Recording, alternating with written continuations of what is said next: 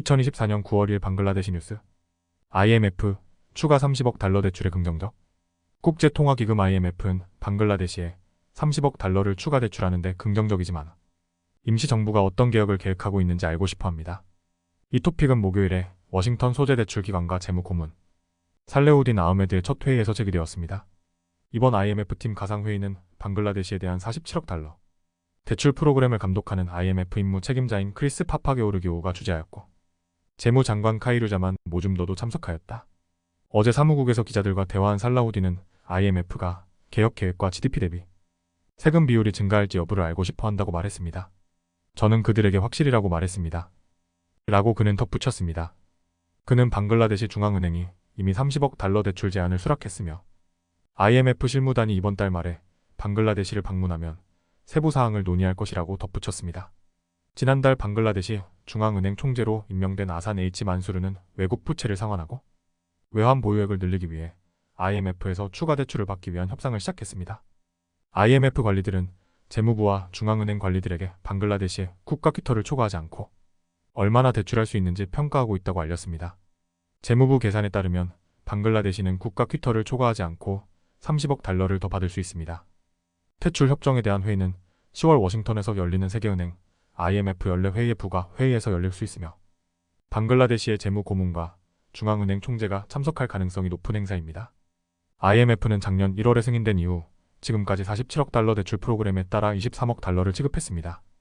임시정부는 거의 2년 동안 만연했던 높은 인플레이션과 고갈된 외환 보유액 문제를 지난 정부로부터 떠안았다.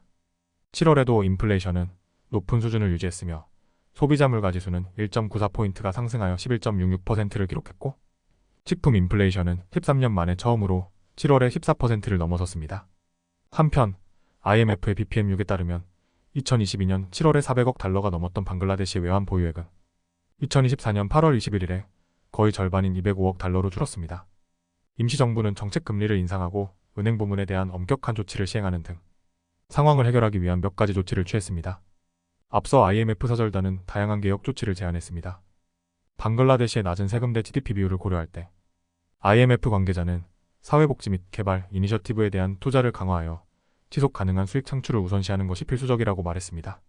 이를 위해 구체적인 세금 정책과 행정 조치를 2025년 예산에 통합하여 GDP의 0.5%만큼 세수를 늘려야 한다고 덧붙였습니다. 동시에 중장기 수익 전략과 함께 이행 프레임워크가 향후 개혁을 이끌어 나아가야 합니다. IMF는 또한 보조금을 줄이고 지출 효율성을 개선하고 재정 위험을 관리하면 사회 안전망에 대한 추가 지출과 성장을 촉진하는 투자를 할 수 있을 것이라고 권고했습니다. 은행 부문의 취약성을 줄이는 것이 여전히 우선순위입니다. 부실 대출 감소 전략을 이행하려는 노력은 경제에 증가하는 자금 조달 수요를 지원하는 데 도움이 될 것입니다. 라고 밝혔습니다.